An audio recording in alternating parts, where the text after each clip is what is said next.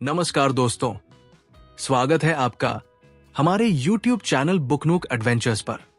क्या आप जानते हैं कि भारत में आजादी से भी पहले एक व्यक्ति ऐसा था जिसने मानसिक और सामाजिक गुलामी को सबसे बड़ा शत्रु कहा?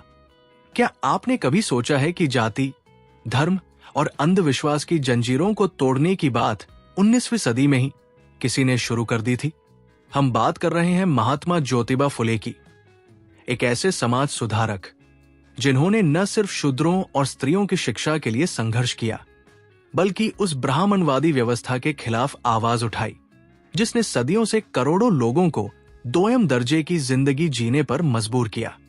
उनकी सबसे क्रांतिकारी और प्रेरक पुस्तक थी गुलामगिरी, जिसकी हम अभी बात करने जा रहे हैं।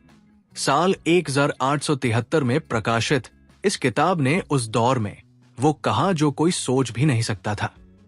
फुले ने धार्मिक ग्रंथों की परतें खोली, मिथकों की सच्चाई बताई और ये सिद्ध किया कि भारत में जाति व्यवस्था एक सोची समझी साजिश है जिसे आर्यों ने सत्ता कायम रखने के लिए बनाया था। दोस्तों, ये ऑडियो बुक सिर्फ एक किताब का पाठ नहीं, ये एक आवाज है, एक पुकार है उन सब के लिए जो अपने भीतर छुपी हुई ताकत को पहचानना चाहते हैं, जो बदलाव लाना चाहते हैं और जो गुलामी की जंजीरों को तोड़ना चाहते हैं। यदि आप सच में अपने अधिकारों को जानना चाहते हैं, यदि आप समाज में व्याप्त अन्याय को समझना चाहते हैं और यदि आप एक नई स्वतंत्र सोच का हिस्सा बनना चाहते हैं, तो इस यात्रा में मेरे साथ चलिए। चैप्टर 1, ब्राह्मणों का षड्यंत्र। दोस्तों, जिस दिन इंसान ने इंसान को जाति में बांट दिया, उसी दिन मानवता का पहला कत्ल हुआ और उस कत्ल को न्याय का नाम देने के लिए ब्राह्मणों ने धर्म की चादर ओढ़ा दी। उन्होंने एक कथा रच डाली, ब्रह्मा की कथा, जिसमें ब्राह्मण सिर से पैदा हुए और शूद्र पैरों से। सिर सोचता है, पैर चलता है, सिर ऊंचा होता है, पैर नीचे, इसलिए ब्राह्मण सोचेंगे और शूद्र उनकी सेवा करेंगे। कहानी सरल थी लेकिन असर घातक। ये कोई देव कथा नहीं थी, ये एक सोच थी, गुलाम बनाने की सोच, जो किताबों में घुसी, श्लोकों में छिपी और फिर समाज में फैलती गई। शूद्र को सिर्फ इसलिए नीचा माना गया क्योंकि वो शूद्र था। उसके कर्म, उसके विचार, उसकी मेहनत किसी बात से मतलब नहीं। उसका जन्म ही उसका अपराध बना दिया गया। उसे शिक्षा नहीं दी गई क्योंकि पढ़ेगा तो समझेगा, समझेगा तो सवाल करेगा और सवाल करेगा तो सत्ता हिल जाएगी। इसलिए उसे अनपढ़ बनाए रखना जरूरी था। धर्मशास्त्रों में साफ साफ लिखा गया, अगर शूद्र वेद सुने तो उसके कानों में गरम सीसा डाल दो, अगर पढ़े तो दंड दो, अगर बोले तो चुप कराओ। मंदिर, जहां ईश्वर हर किसी के लिए होना चाहिए था, वहां शूद्र की परछाई भी अपवित्र मानी गई। उसके घर, उसकी बोली, उसका खाना, उसका नाम तक, सबको नीचा कहा गया। इतिहास उसके खिलाफ लिखा गया और फिर उसी इतिहास को सत्य कहकर उसे पढ़ाया गया।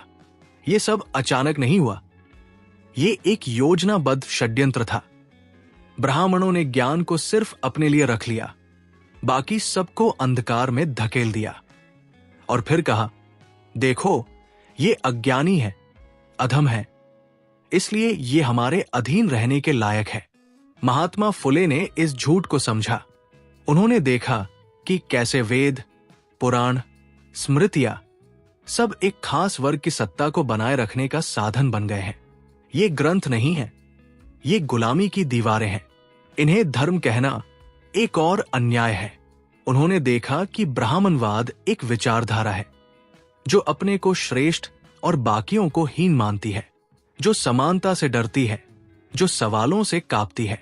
इसलिए उसने धर्म का लबादा ओढ़ लिया ताकि उसके अत्याचारों को ईश्वरीय आदेश कहा जाए।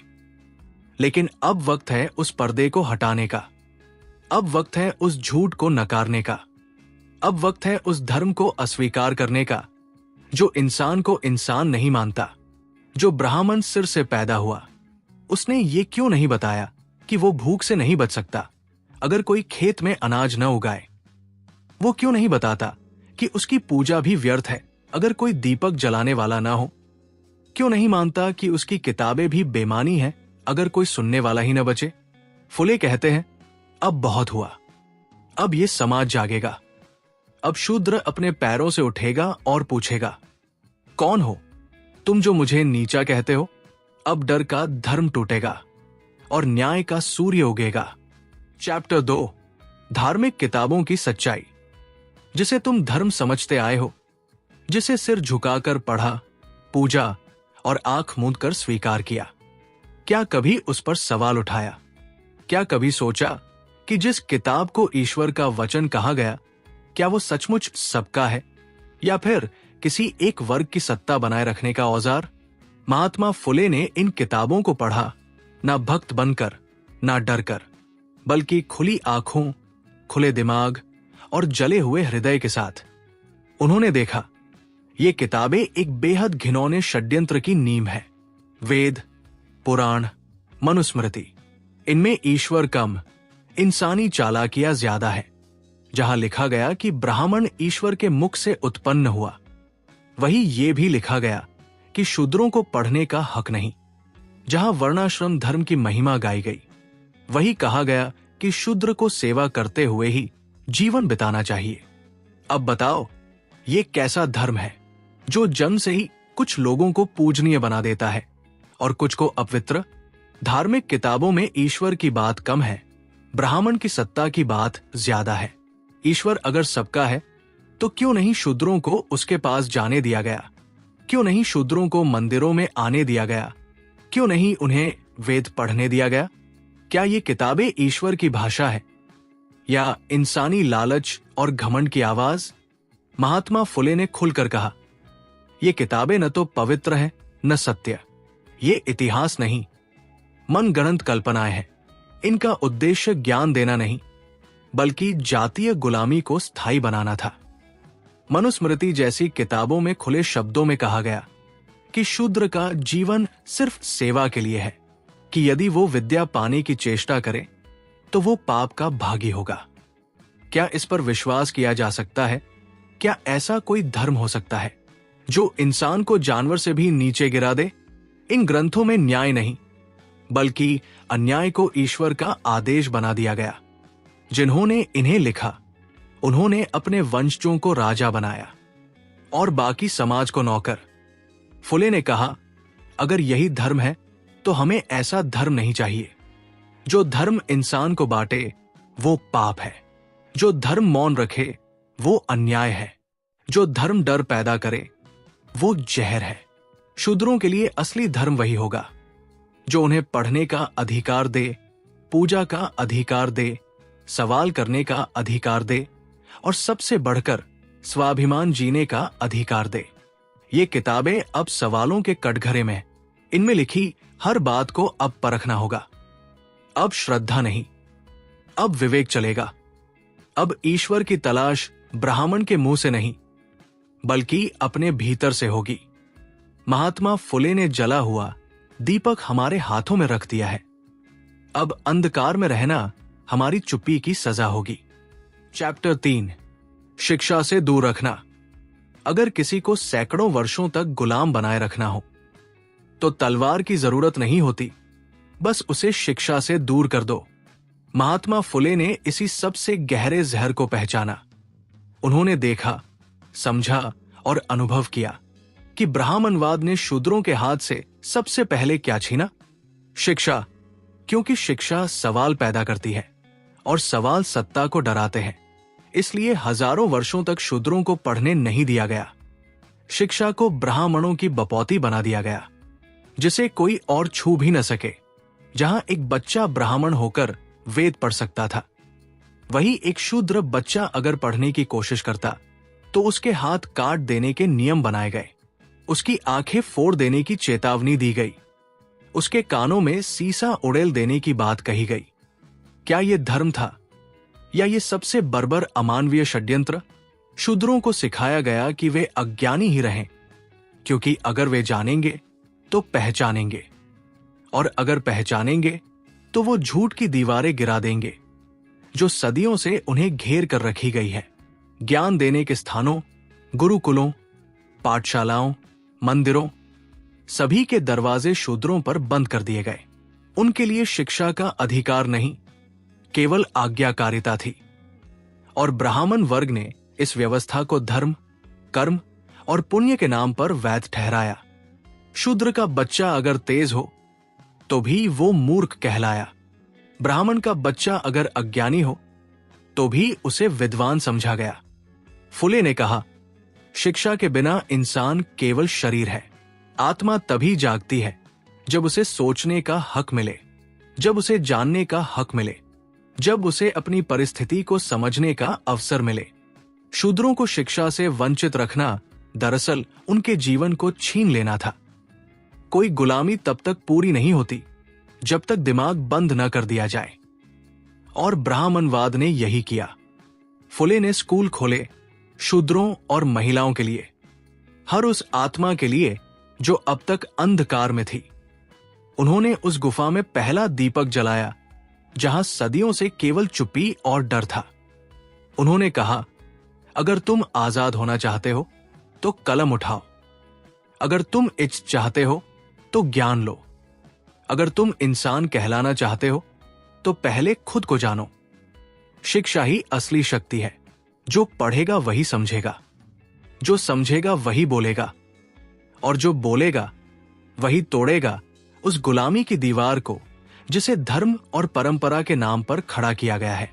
अब समय आ गया है कि शूद्र अपने बच्चों को किताब दे और डर नहीं, पढ़ाई की जमीन पर खड़े होकर अपने हक की आवाज बुलंद करें। क्योंकि जिस दिन ज्ञान शूद्र के पास होगा उसी दिन झूठ का अंत होगा। चैप्टर 4, असली धर्म क्या है? जिसे तुमने धर्म कहा वो धर्म नहीं था, वो एक नियमों की जंजीर थी जिसे एक विशेष वर्ग ने अपने हित के लिए गढ़ा था। जिस धर्म के नाम पर शूद्रों को अपवित्र कहा गया उसे कैसे सच्चा धर्म माना जा सकता है? धर्म अगर वो ईश्वर से जुड़ा होता तो क्या वह किसी को छोटा बनाता? क्या वह किसी को नीचा दिखाता? फुले ने खुलकर कहा, असली धर्म वो नहीं है जो वेदों, पुराणों या मनुस्मृति में लिखा है। असली धर्म वो है जो इंसान को इंसान समझे, जो अन्याय के खिलाफ खड़ा हो, जो प्यार और करुणा से भरा हो, ना कि डर, घृणा और ऊंच नीच से। जिस धर्म में एक इंसान को दूसरे के पैरों में झुकना सिखाया जाए वो धर्म नहीं, वो गुलामी का हथियार है। जिस धर्म में एक वर्ग को ईश्वर का रूप और दूसरे को अपवित्र कह दिया जाए वो पाखंड है। असली धर्म वह है जो आत्मा की स्वतंत्रता सिखाए, जो ये कहे कि कोई भी मनुष्य जन्म से नीचा या ऊंचा नहीं होता, जो ये माने कि सबका खून एक रंग का है और सबका दुख बराबर भारी होता है। जिस दिन धर्म ने इंसानों को बांट दिया वो दिन धर्म का नहीं, राजनीति का दिन था। सत्ता की भूख ने धर्म का मुखौटा पहन लिया था। फुले ने धर्म को सीधा देखा, ना किसी मंदिर की दीवार से, ना किसी पुरोहित की जीभ से, बल्कि एक गरीब की आंख से जो जीवन भर मंदिर के बाहर खड़ा रहा। उन्होंने कहा, धर्म अगर सच्चा है तो वो एक अनपढ़ किसान की थकी हुई पीठ में भी होना चाहिए, वो एक विधवा की सूनी आंखों में भी होना चाहिए, वो एक दलित बच्चे की भूखी किताब में भी होना चाहिए। ईश्वर ने किसी को शूद्र नहीं बनाया, ईश्वर ने किसी को ब्राह्मण नहीं बनाया। ये सब इंसान ने अपने स्वार्थ से गढ़ा। सच्चा धर्म है जो न्याय मांगे, जो शांति दे, जो झूठ की जगह सच रखे, चाहे वो कितना भी कड़वा क्यों न हो। महात्मा फुले ने धर्म को भीतर से फिर से गढ़ा। उन्होंने उसे ब्राह्मणों के हाथों से छीना और उस किसान के हाथ में दिया जो सुबह से शाम तक खेत में खून बहाता है, मगर कभी ईश्वर से आंख मिलाकर बात नहीं कर सका। धर्म अब किसी एक जाति की बपौती नहीं रहेगा। धर्म अब उस हर व्यक्ति की जुबान बनेगा जो इंसानियत में विश्वास रखता है। धर्म अब भय नहीं बल्कि मुक्ति का नाम होगा। धर्म अब झुकना नहीं बल्कि उठ खड़ा होना सिखाएगा। धर्म अब किताबों में नहीं बल्कि न्याय में, बराबरी में और प्रेम में मिलेगा। चैप्टर 5, आर्यों का आगमन और अत्याचार। आर्य वे बाहर से आए थे, हमलावर बनकर। जैसे हर आक्रांता आता है, ताकत के नशे में, सत्ता के लालच में। महात्मा फुले ने सबसे पहले इस छुपाई गई सच्चाई की परतें उतारनी शुरू की।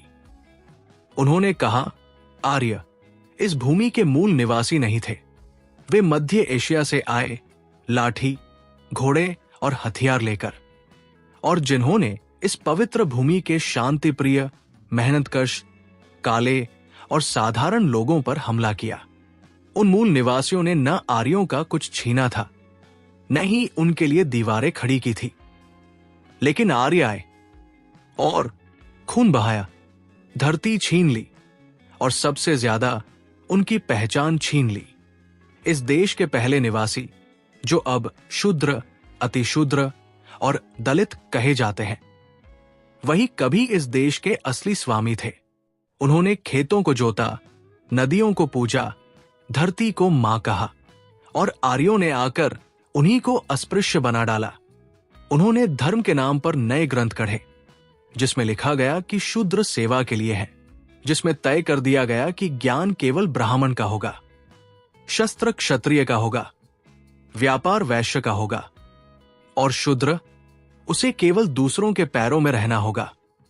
क्या यह धर्म था, या ये एक जीत के बाद की सत्ता को वैध ठहराने का षड्यंत्र? आर्यों ने जो अत्याचार किए, वे केवल तलवार से नहीं थे। उन्होंने इतिहास को मिटा दिया।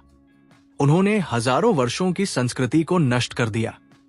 उन्होंने ये भ्रम फैला दिया कि वे ही ईश्वर के प्रिय हैं और बाकी सब उनके नीचे हैं। उन्होंने ग्रंथ बनाए, मनुस्मृति जैसी किताबें, जो हर रोज शूद्रों की आत्मा को कुचलती है, जहां लिखा है कि शूद्र केवल सेवा के लिए पैदा हुआ है, जहां शूद्र को पढ़ने, बोलने, सोचने, यहां तक कि खुदा से बात करने का हक भी नहीं है। महात्मा फुले ने कहा, यह इतिहास हमें कभी स्कूलों में नहीं पढ़ाया गया, क्योंकि सच सत्ता को डराता है, और अगर शूद्रों को अपना असली इतिहास पता चल जाए तो वे विद्रोह करेंगे, वे झुकना बंद कर देंगे। आर्यों ने सिर झुकवाए, फिर पीढ़ियों तक उसी झुके सिर को संस्कार कहा। उन्होंने गुलामी दी और उसे धर्म कहा। फुले ने यह पर्दा हटाया। उन्होंने कहा, अब वक्त आ गया है कि शूद्र अपना इतिहास खुद लिखें, खुद को समझें, जाने कि वे कभी गुलाम नहीं थे, उन्हें गुलाम बनाया गया, और जो गुलाम बनाए जा सकते हैं वे मुक्त भी हो सकते हैं। इसलिए आर्यों की सत्ता अब नहीं चलेगी। उनके बनाए झूठ अब नहीं बिकेंगे। अब जो इतिहास बोलेगा वो तलवार से नहीं, बल्कि सच की कलम से लिखा जाएगा। चैप्टर 6, रामायण और अन्य मिथकों की आलोचना। रामायण एक कथा जिसे धर्म का आधार माना गया, लेकिन क्या वह सच था, या फिर ये एक ऐसा मिथक था जिसने समाज को बांटने और नियंत्रित करने का काम किया? महात्मा फुले ने रामायण जैसे ग्रंथों को अंधविश्वास, पाखंड और सामाजिक बंधनों के साजिश के रूप में देखा। राम को एक महान राजा बताया गया जो सत्य और धर्म के प्रतीक थे, लेकिन उस कथा में जो चरित्र और घटनाएं थी, क्या वे वास्तविकता से दूर नहीं थी? रामायण ने आदर्शों की एक छवि बनाई, जहां स्त्री को केवल पत्नी और सेवा करने वाली माना गया, जहां एक जाति को श्रेष्ठ और अन्य को नीचा बताया गया, जहां धर्म का नाम लेकर हिंसा और अत्याचार को सही ठहराया गया। महात्मा फुले ने सवाल उठाया, क्या यह कथा समाज के हर व्यक्ति के लिए न्याय संगत थी? क्या इसमें जातिगत भेदभाव और महिलाओं की दमन की कोई जगह नहीं? क्या यह सचमुच सभी के लिए एक समान धर्म था? रामायण जैसे मिथकों ने न केवल जाति व्यवस्था को मजबूती दी, बल्कि महिलाओं को दबाने और उनकी आजादी छीनने में भी योगदान दिया। ये कथा अंधविश्वास को बढ़ावा देती है, जहां लोगों को परंपराओं और रूढ़ियों में बंध कर रहना सिखाया जाता है, जहां सवाल करना और सोचने की स्वतंत्रता नहीं होती। फुले ने कहा, अगर रामायण सचमुच धर्म है तो वो किसी की आजादी छीनने वाला नहीं हो सकता। अगर वो न्याय का रास्ता है तो वो सबको बराबरी का अधिकार देगा। मिथकों की आलोचना करना महात्मा फुले का साहस था। उनकी आवाज थी जो कहती थी, धर्म की असली जड़ अंधकार और पाखंड से मुक्त होना है। समाज को चाहिए कि वो इन मिथकों के पर्दे हटा दे और इंसानियत के सच्चे धर्म को अपनाए, जहां हर इंसान को सम्मान मिले, जहां हर स्त्री को स्वतंत्रता मिले और जहां जाति और वर्ग के नाम पर कोई भेदभाव न हो। ये वक्त है जागने का, सत्य को देखने का और उन मिथकों को पहचानने का जो गुलामी के लिए बनाए गए थे। चैप्टर 7, नारियों की स्थिति। नारी, जिसे इस समाज ने सदियों से दबाया, दबोचा और छिपाया, जिसे गृहस्थी की चौखट तक सीमित रखा गया, जिसे शिक्षा से दूर रखा गया और निर्णय लेने का अधिकार कभी नहीं दिया गया। महात्मा फुले ने कहा, नारी की गुलामी शारीरिक ही नहीं, मानसिक भी थी। वो गुलामी जो उसे स्वाभिमान से वंचित करती थी, वो गुलामी जो उसे सिर्फ मातृत्व, सेवा और अधीनता तक सीमित करती थी। नारी के अधिकारों का हनन, उसके मन की आजादी को कुचलना और उसकी प्रतिभा को दबाना, ये सभी एक संगठित षड्यंत्र था। धर्म और समाज ने नारी को एक वस्तु बना दिया जिसका मूल्य केवल उसके पति और परिवार की सेवा में था। वो स्वतंत्र सोच, कामकाज और शिक्षा से वंचित रही। उसके विचारों को अनसुना किया गया, उसके सपनों को कुचला गया। महात्मा फुले ने नारी एमेंसिपेशन का बीड़ा उठाया। उन्होंने कहा, जब तक नारी स्वतंत्र नहीं होगी, समाज स्वतंत्र नहीं हो सकता। जब तक नारी शिक्षा और अधिकारों से वंचित रहेगी, उसकी गुलामी जारी रहेगी। नारी की हालत पर प्रश्न उठाना, उसकी आजादी की बात करना, यह फुले की सबसे बड़ी क्रांति थी। उन्होंने न केवल नारी शिक्षा का समर्थन किया, बल्कि खुद अपनी पत्नी सावित्रीबाई फुले के माध्यम से शिक्षा का दीप जलाया। फुले ने दिखाया कि नारी को जो दर्जा मिला वो न केवल अन्यायपूर्ण था, बल्कि समाज की प्रगति में सबसे बड़ी बाधा। नारी की मुक्ति के बिना यह समाज कभी सचमुच मुक्त नहीं होगा। चैप्टर 8, शिक्षा मुक्ति की चाबी। शिक्षा ये केवल किताबों का ज्ञान नहीं है, ये जीवन की समझ है। ये वो मशाल है जो अज्ञानता के अंधकार को चीर कर निकलती है और जो गुलामी की जंजीरों को तोड़ने की ताकत रखती है। महात्मा फुले ने शिक्षा को मुक्ति की चाबी कहा कि जब तक समाज के हर वर्ग को शिक्षा नहीं मिलेगी, तब तक समानता एक सपना ही रहेगी, क्योंकि ज्ञान के बिना इंसान अपने अधिकारों को नहीं जान सकता, अपने अस्तित्व के लिए लड़ नहीं सकता। फुले ने देखा कि शूद्रों और अछूतों को शिक्षा से दूर रखा गया। उनके लिए शिक्षा को एक बंद किताब बना दिया गया, क्योंकि जो जनता को पढ़ना लिखना सिखा देगा, वो सत्ता की नींव हिला देगा। शिक्षा के अभाव में जनता अपने अधिकारों को भूल जाती है, अपनी ताकत को पहचान नहीं पाती और बस दूसरों के कहने पर झुकती रहती है।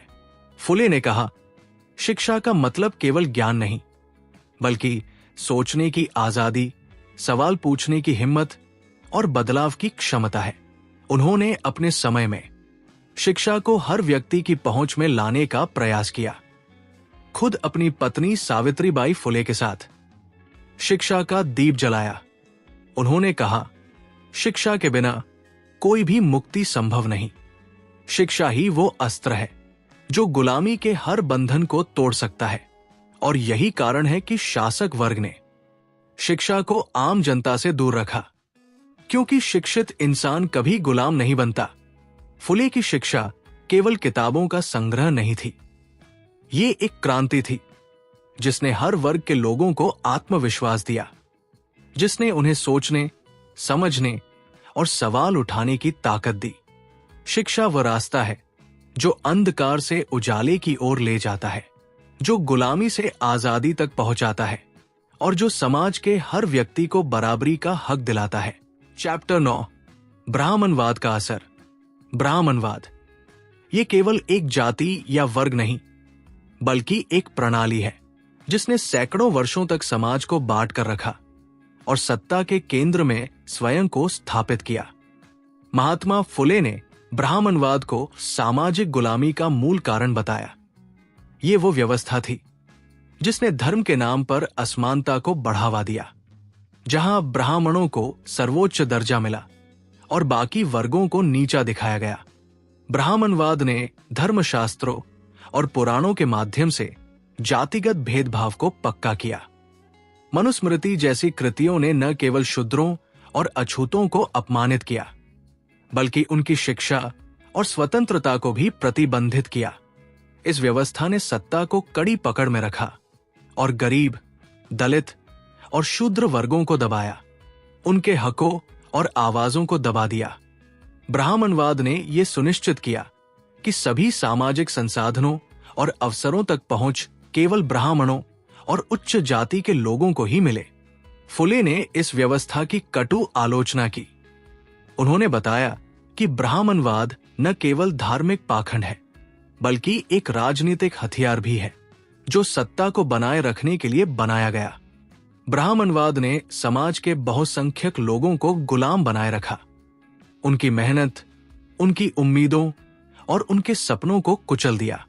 ये व्यवस्था तब तक चलेगी जब तक समाज जागरूक होकर इसे चुनौती नहीं देता।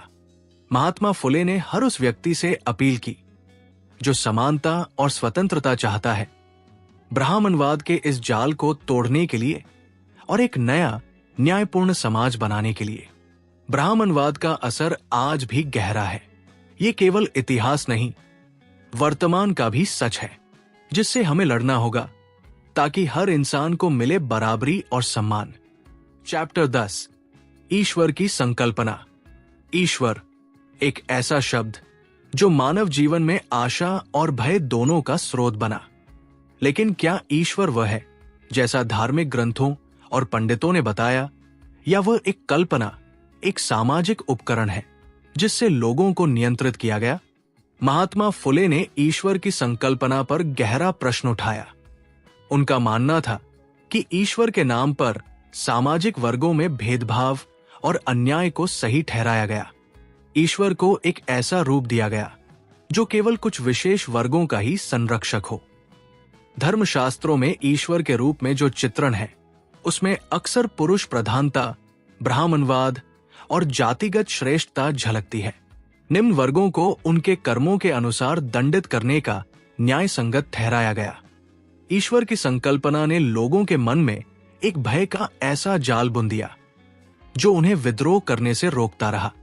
फुले ने कहा, ईश्वर का असली अर्थ मानवता, करुणा और समानता होना चाहिए। ईश्वर वो है जो सबको समान प्रेम और सम्मान देता है, नहीं वो ईश्वर जो किसी को नीचा समझे, किसी की आजादी छीन ले। ईश्वर के नाम पर जो पाखंड फैलाए गए, उन्होंने समाज में गुलामी के बंधन बनाए। उन बंधनों को तोड़ना होगा ताकि मनुष्य स्वतंत्र हो सके। फुले की दृष्टि में सच्चा ईश्वर वह है जो हर मनुष्य के अंदर है, जो सोचता है, सवाल उठाता है और सत्य की खोज करता है। इसलिए ईश्वर की संकल्पना को पुनः परिभाषित करना होगा। धर्म और आस्तिकता को नए अर्थों से भरना होगा, जो इंसान को स्वतंत्रता, न्याय और समानता की ओर ले जाए। ईश्वर का भय नहीं, प्रेम और न्याय होना चाहिए। तभी हम गुलामी से बाहर निकल पाएंगे और एक सशक्त, समतामूलक समाज का निर्माण कर पाएंगे। चैप्टर 11, जाति प्रथा का सामाजिक नुकसान। जाति प्रथा ये व्यवस्था न केवल मानवता के खिलाफ है, बल्कि समाज के विकास की सबसे बड़ी बाधा भी है। ये जन्म के आधार पर लोगों को बांटती है, उनके हकों और अवसरों को सीमित करती है और असमानता को जड़ से बढ़ावा देती है। महात्मा फुले ने जाति प्रथा को सामाजिक विषमता और उत्पीड़न का मुख्य कारण माना। ये प्रथा लोगों को एक दूसरे से अलग करती है, उनके बीच द्वेष, अविश्वास और संघर्ष पैदा करती है। जाति प्रथा ने समाज में ये मान्यता बैठाई कि कुछ जातियां जन्म से श्रेष्ठ होती है और कुछ घटिया। ये झूठ और धोखा है। किसी भी इंसान की काबिलियत, सम्मान और अधिकार उसके जन्म से नहीं, बल्कि उसके कर्मों और चरित्र से तय होते हैं। जाति प्रथा ने समाज के बहुसंख्यक वर्गों को अशिक्षा, गरीबी और अत्याचार के दलदल में धकेल दिया। ये व्यवस्था उनकी आवाज को दबाती है, उनके सपनों को कुचलती है और उन्हें समाज से बाहर रखती है। फुले ने जाति प्रथा को तोड़ने के लिए शिक्षा और जागरूकता का रास्ता दिखाया। उन्होंने कहा कि समानता के बिना समाज में शांति और प्रगति संभव नहीं। जाति के नाम पर किया गया भेदभाव मानवता का अपमान है। जाति प्रथा ने समाज को कुरीतियों, रूढ़ियों और अंधविश्वासों में उलझा दिया। इसने विकास की राह में बाधाएं पैदा की और इंसान की स्वतंत्रता को चोट पहुंचाई। महात्मा फुले का संदेश स्पष्ट था, जाति प्रथा को समाप्त करना अनिवार्य है ताकि हर व्यक्ति को समान अवसर मिले और समाज में न्याय स्थापित हो। ये लड़ाई केवल एक वर्ग की नहीं, संपूर्ण मानवता की है, जिसमें हर व्यक्ति को समान अधिकार, सम्मान और आजादी मिले। चैप्टर 12, शूद्रों का आत्मसम्मान। शूद्र, ये नाम जितना सामान्य लगता है, उससे कहीं अधिक गहरा है इसका अर्थ। शूद्र वे लोग हैं जिन्हें समाज ने नीचा दिखाया, अकेला छोड़ा और उनका अस्तित्व लगातार दबाया। महात्मा फुले ने शूद्रों की स्थिति को केवल एक सामाजिक समस्या नहीं माना, बल्कि ये मानवता के खिलाफ किया गया अत्याचार बताया। उनका आत्मसम्मान छीना गया, उनकी आवाज दबा दी गई, उनके हकों को अनदेखा किया गया। शूद्रों को शिक्षा, अधिकार और सम्मान से वंचित रखा गया। उनके लिए केवल सेवा और अधीनता निर्धारित की गई। फुले ने इस अन्याय के खिलाफ आवाज उठाई। उन्होंने कहा कि हर इंसान में सम्मान का अधिकार होता है। कोई भी जाति या वर्ग किसी से कमतर नहीं। शूद्रों की गरिमा का उल्लंघन करना समाज की मूलभूत नैतिकता को ठेस पहुंचाना है। जब तक शूद्रों को समान अधिकार और सम्मान नहीं मिलेगा, समाज में न्याय और शांति नहीं आ सकती। महात्मा फुले ने शूद्रों के आत्मसम्मान की बहाली के लिए शिक्षा को आवश्यक बताया। उन्होंने कहा कि ज्ञान और समझ से ही व्यक्ति अपने अधिकारों को जान सकता है और अपने अस्तित्व के लिए लड़ सकता है। शूद्रों का आत्मसम्मान समाज की प्रगति की नींव है। जब शूद्र स्वतंत्र और सम्मानित होंगे, तभी समाज में सच्ची समता और न्याय स्थापित होगा। इसलिए फुले का संदेश स्पष्ट था, शूद्रों का सम्मान करें, उन्हें अधिकार दें और उनकी गरिमा को समझें। चैप्टर 13, नैतिकता बनाम ब्राह्मण धर्म। नैतिकता, ये वो मूल्य है जो समाज को सही और गलत के बीच का फर्क बताती है, जो इंसान को इंसानियत सिखाती है। पर क्या ब्राह्मण धर्म ने कभी वास्तविक नैतिकता का पालन किया? महात्मा फुले ने ब्राह्मण धर्म की आलोचना करते हुए कहा कि वो धर्म जो केवल सत्ता और भेदभाव के लिए स्थापित किया गया, वास्तविक नैतिकता से कोसों दूर है। ब्राह्मण धर्म ने धर्मशास्त्रों और रीति रिवाजों के नाम पर अन्याय, असमानता और अपमान को धर्मी ठहराया। उन्होंने लोगों को जाति और कर्म के नाम पर बांट दिया। इसने समाज को पाखंड, कुप्रथाओं और अंधविश्वासों में फंसा दिया। फुले के लिए नैतिकता का अर्थ था समानता, करुणा और न्याय, जो सबको सम्मान दे, किसी को नीचा न समझे। पर ब्राह्मण धर्म ने इन मूलभूत सिद्धांतों को कुचला। उन्होंने अपने स्वार्थ के लिए धर्म को हथियार बना लिया।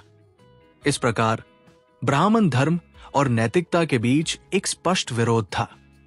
जहां नैतिकता मानवता का पूजन करती है, वही ब्राह्मण धर्म ने मानवता को बांटकर असमानता का जाल बुना।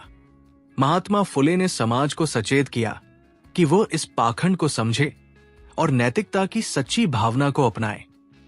तभी हम एक न्यायपूर्ण और समान समाज की ओर बढ़ पाएंगे। चैप्टर 14, संगठित होने की जरूरत। समाज में व्याप्त गुलामी और शोषण के बंधन तब तक टूट नहीं सकते जब तक समाज के दबे कुचले, वंचित और उपेक्षित वर्ग एकजुट होकर नहीं खड़े होते। महात्मा फुले ने यह गहरा सच समझा और बार बार इसकी बात कही। व्यक्ति अकेला होकर बड़े सामाजिक परिवर्तन की उम्मीद नहीं रख सकता। ये अकेले की लड़ाई नहीं है, ये एक सामूहिक संघर्ष है, जहां प्रत्येक व्यक्ति की शक्ति मिलकर एक विशाल ताकत बन जाती है। इस ताकत को हम संगठन कहते हैं। संगठन वो बंधन है जो कमजोरों को मजबूती प्रदान करता है, अलग अलग वर्गों, जातियों और धर्मों को एक सूत्र में पिरोता है। यदि समाज के दबे वर्ग अलग अलग रहेंगे तो उनका प्रभाव नगण्य होगा। वे केवल सताए जाएंगे, दबाए जाएंगे और उनके अधिकारों की लड़ाई कमजोर पड़ जाएगी।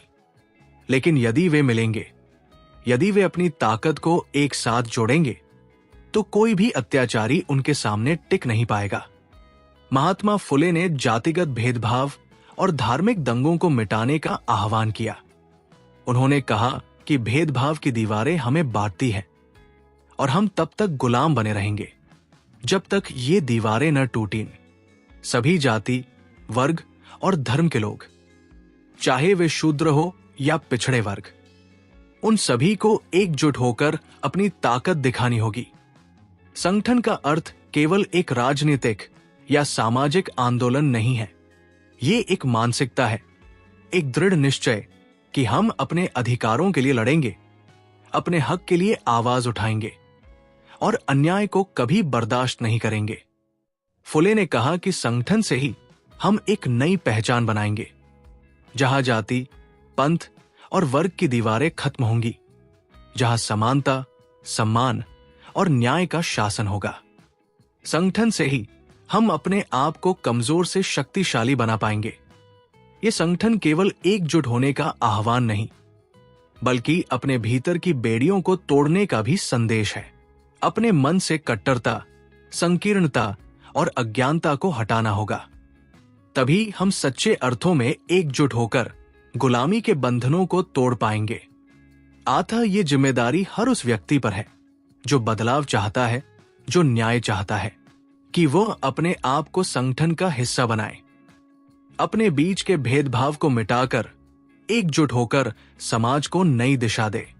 संगठन से ही हम अपनी आवाज को बुलंद कर सकते हैं, सामाजिक अन्याय के खिलाफ लड़ सकते हैं और एक स्वतंत्र, समान और न्यायपूर्ण समाज का निर्माण कर सकते हैं।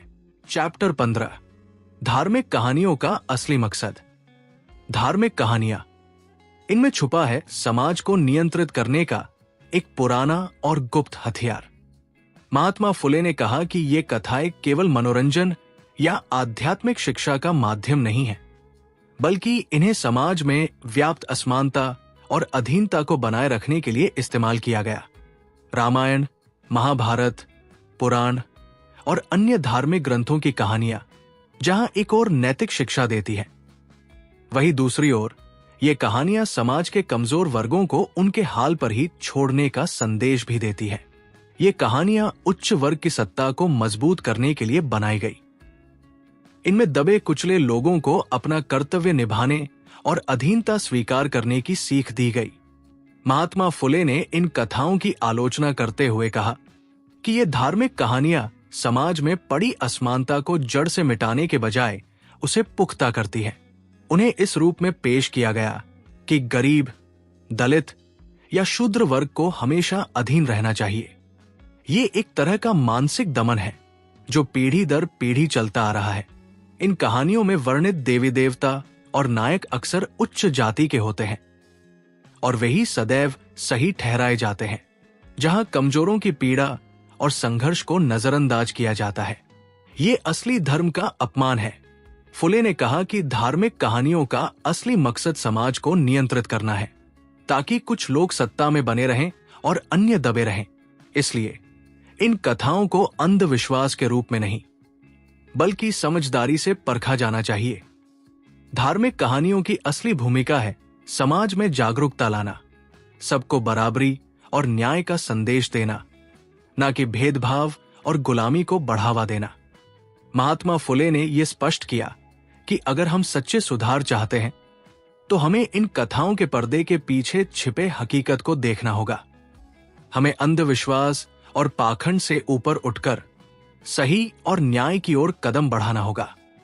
इस प्रकार धार्मिक कहानियां केवल कथाएं नहीं, एक सामाजिक उपकरण है जिसका इस्तेमाल कभी मानवता के लिए तो कभी सत्ता बनाए रखने के लिए हुआ है। चैप्टर 16, नैतिक क्रांति की जरूरत। समाज आज भी उस अंधकार में डूबा है जहां लोग पाखंड, अज्ञानता और अन्याय की बेड़ियों में जकड़े हुए हैं। महात्मा फुले ने चेतावनी दी कि केवल बाहरी बदलाव से कुछ नहीं होगा, हमें एक गहरी नैतिक क्रांति की आवश्यकता है। नैतिकता वो आधार है जिस पर सही समाज का निर्माण होता है।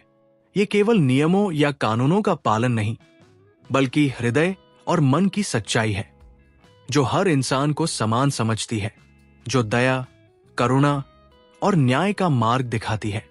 परंतु वर्तमान समाज में जहां जाति और धर्म के नाम पर विभाजन गहरा है, वहां नैतिकता कहीं खो सी गई है। लोग केवल अपने स्वार्थ की पूर्ति में लगे हैं, दूसरों के दर्द और अधिकारों को नजरअंदाज करते हैं। महात्मा फुले ने बताया कि ये नैतिक पतन ही समाज की सबसे बड़ी समस्या है।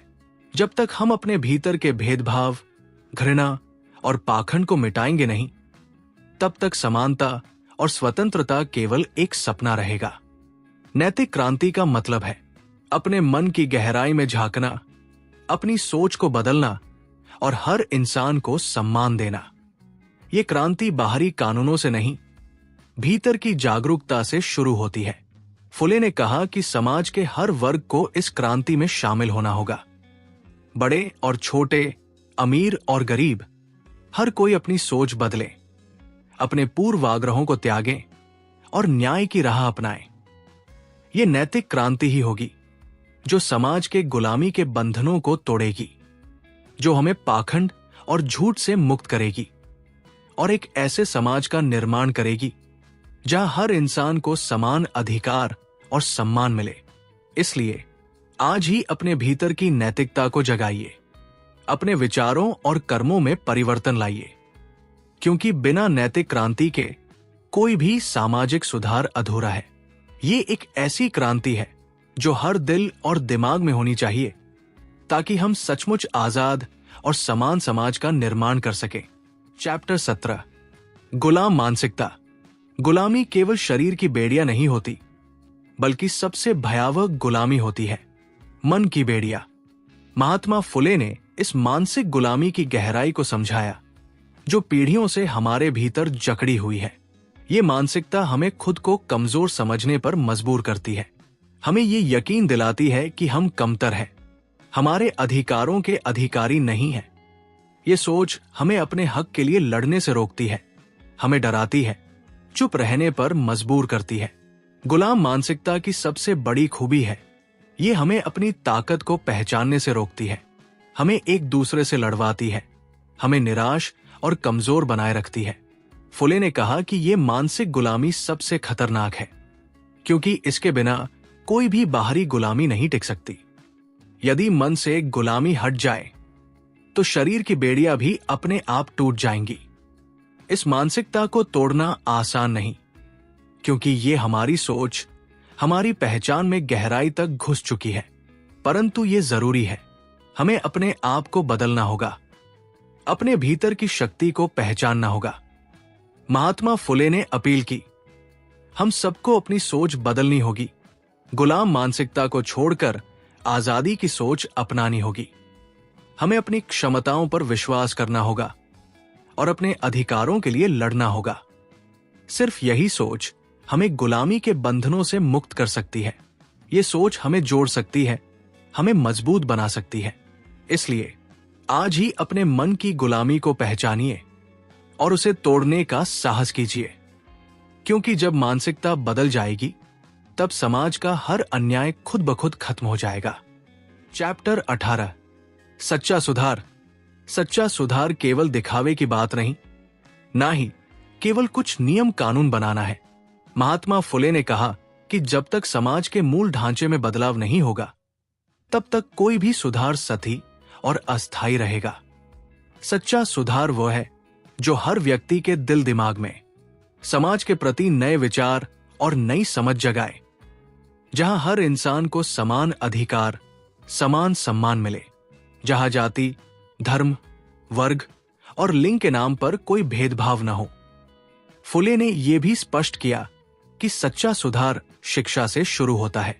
शिक्षा जो सबको मिले, जो सभी को बराबरी का मौका दे, जो अंधविश्वास और पाखंड को खत्म करे।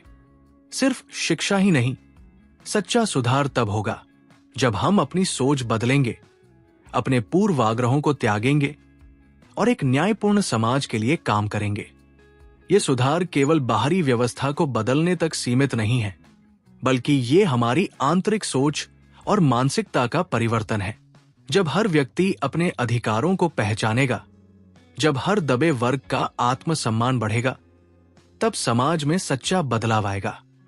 महात्मा फुले ने कहा कि सच्चा सुधार के लिए हमें एकजुट होना होगा, अपने अधिकारों के लिए लड़ना होगा और हर प्रकार के अन्याय के खिलाफ आवाज उठानी होगी। ये सुधार कोई आसान राह नहीं, लेकिन ये आवश्यक है, क्योंकि बिना सच्चे सुधार के समाज में गुलामी और अन्याय की जड़ें बनी रहेंगी। इसलिए सच्चा सुधार की राह पर चलने के लिए हमें अपने भीतर की शक्ति को जगाना होगा, अपने विचारों और कर्मों में बदलाव लाना होगा और हर दिन न्याय, समानता और आजादी के लिए प्रयास करना होगा। चैप्टर 19, आत्मनिर्भरता और संघर्ष।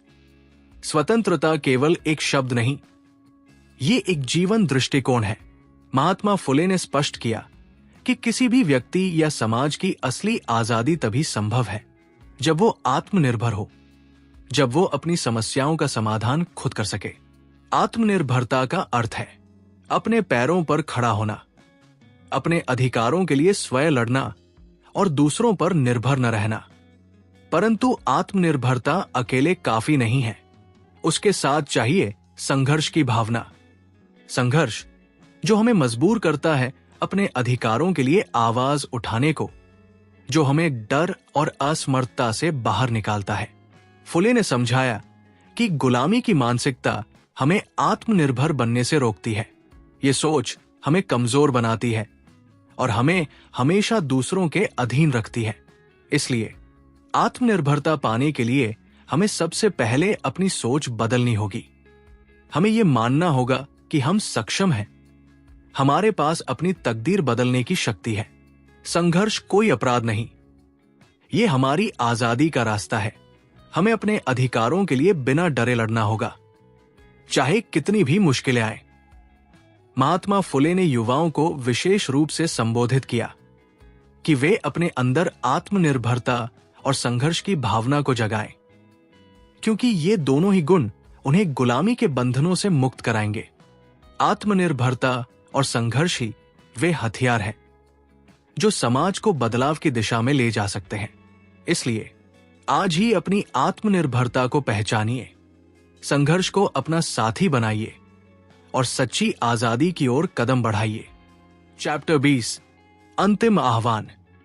ये समय है अपने अतीत की बेड़ियों को तोड़ने का, अपने भीतर की गुलामी को मिटाने का और एक नए, स्वतंत्र, न्यायपूर्ण समाज के निर्माण का। मैं महात्मा ज्योतिबा फुले आप सबसे अंतिम बार पुकारता हूं, अपने दिमाग और दिल में चल रहे पाखंड, अज्ञानता और अत्याचार के तमाम बंधनों को तोड़िए। अपने अंदर के डर, शर्म और आत्मनिम्नता को जड़ से खत्म कीजिए, क्योंकि ये वही जंजीरें हैं जो हमें गुलामी की दुनिया में जकड़े रखती है। हमारे समाज के कई वर्ग आज भी अपने अधिकारों से अनजान हैं। वे अपनी ही स्वतंत्रता की लड़ाई लड़ने से घबराते हैं। परंतु याद रखिए, स्वतंत्रता कोई दान नहीं, कोई उपहार नहीं है। ये तो मेहनत, संघर्ष और जज्बे की मांग करती है। हमारा धर्म, हमारा समाज, हमारी संस्कृति यदि हमें गुलामी की बेड़ियों में बांधते हैं तो उसे हमें तोड़ना ही होगा, क्योंकि असली धर्म तो मानवता और न्याय सिखाता है। शिक्षा को अपनाइए, ये आपके अज्ञान के अंधकार को मिटाएगी, ये आपके मन को जागृत करेगी, ये आपको सशक्त बनाएगी। अपने अधिकारों के लिए लड़ना सीखिए, अपने अधिकारों की रक्षा करना सीखिए। ये लड़ाई केवल आपके लिए नहीं, आपकी आने वाली पीढ़ियों के लिए भी है। मूल्यहीनता, अन्याय और पाखंड के खिलाफ आवाज उठाइए, एकजुट होइए, क्योंकि एकजुटता में ही शक्ति है। आपका संघर्ष समाज को जागरूक करेगा और अंततः गुलामी की परतों को नष्ट कर देगा। ये अंतिम आह्वान है। अपने भीतर की ताकत को पहचानिए, अपने अधिकारों के लिए दृढ़ता से खड़े होइए और उस नए भारत का निर्माण कीजिए जहां हर मनुष्य को समानता, स्वतंत्रता और सम्मान मिले। ये आपकी जिम्मेदारी है, ये आपका अधिकार है और ये आपकी मुक्ति की कुंजी है। आज से निश्चय कीजिए कि गुलामी की जंजीरों को हमेशा के लिए तोड़ दिया जाएगा। कोई भी व्यवस्था या विचारधारा आपको दबा नहीं सकेगी। आप आजाद हैं और आजाद रहना आपका जन्मसिद्ध अधिकार है। तो दोस्तों, ये ऑडियो बुक सिर्फ एक किताब नहीं बल्कि एक मिशन है, एक जिम्मेदारी है। महात्मा फुले का संदेश हमें याद दिलाता है कि असली आजादी हमारे भीतर की सोच से शुरू होती है और तभी समाज में सच्चा बदलाव संभव है। ये ऑडियो बुक आपको कैसी लगी हमें कमेंट में जरूर बताएं। अगर ये ऑडियो बुक आपको अच्छी लगी तो इसे लाइक करें, हमारे चैनल को सब्सक्राइब करें और साथ में बेल आइकॉन दबाना ना भूलें। धन्यवाद।